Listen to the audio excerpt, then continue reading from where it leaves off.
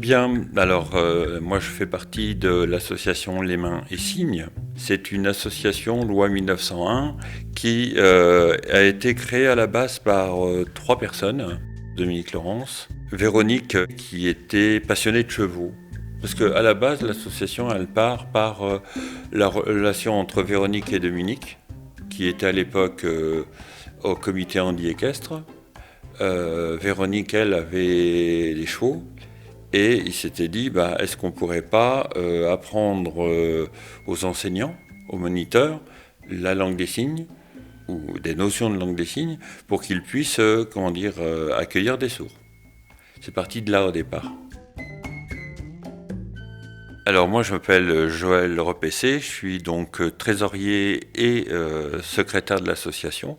J'étais enseignant en lycée pro, mais surtout coordinateur d'un dispositif Ulysse, où je m'occupais de 3 élèves sourds, entre autres.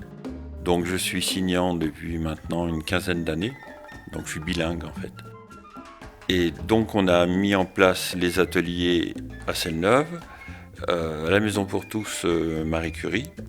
Les ateliers sont de 19h à 20h le lundi pour les débutants et le mardi pour les confirmés, ceux qui ont déjà fait la première année ou qui ont déjà signé un petit peu.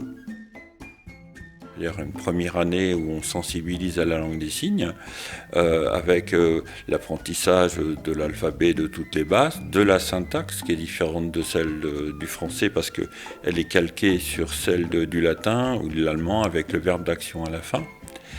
Et ensuite, on parle par exemple comment faire quand on va à la boulangerie, quand on va au restaurant, quand on va au bar, comment on doit voter, etc. On fait des ateliers à thème comme ça. Alors dans les ateliers, nous, notre travail, c'est de faire connaître la richesse de la langue des signes. La culture, parce qu'il n'y a pas de langue sans sa culture. Donc nous, on apprend donc les signes, ok, la syntaxe, ok, mais on apprend aussi qu'est-ce que c'est que la langue des signes, quelle est son histoire, quels sont les personnages clés et quels sont ces personnages qui en fait ont modelé la langue des signes. Alors le public, ça va, comme cette année par exemple, d'une jeune fille qui a 14 ans qui trouve que la langue des signes est artistique. Elle est dansante, etc. Jusqu'à Annie, qui est pour la 4e année avec nous, qui est malentendante et qui est passionnée par la langue des signes et qui en apprend tous les ans.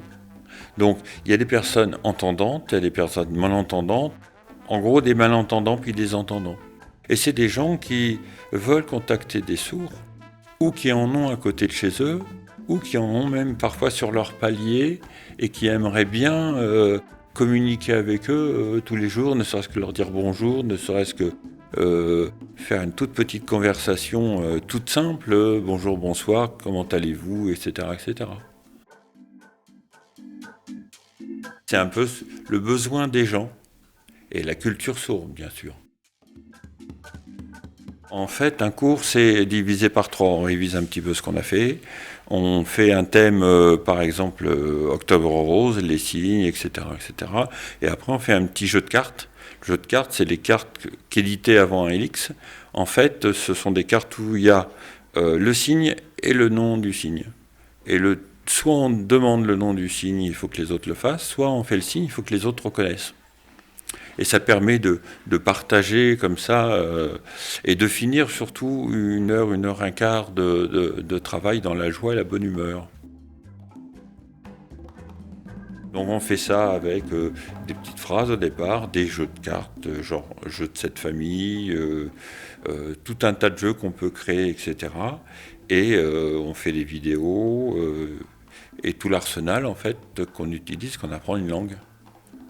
À savoir qu'en 1 an ou 2 ans, on ne devient pas bilingue, bien sûr, mais on peut communiquer très facilement avec des personnes sourdes. Qu'importe la surdité de l'oreille quand l'esprit entend. La seule surdité, la vraie surdité, la surdité incurable, c'est celle de l'intelligence. Victor Hugo.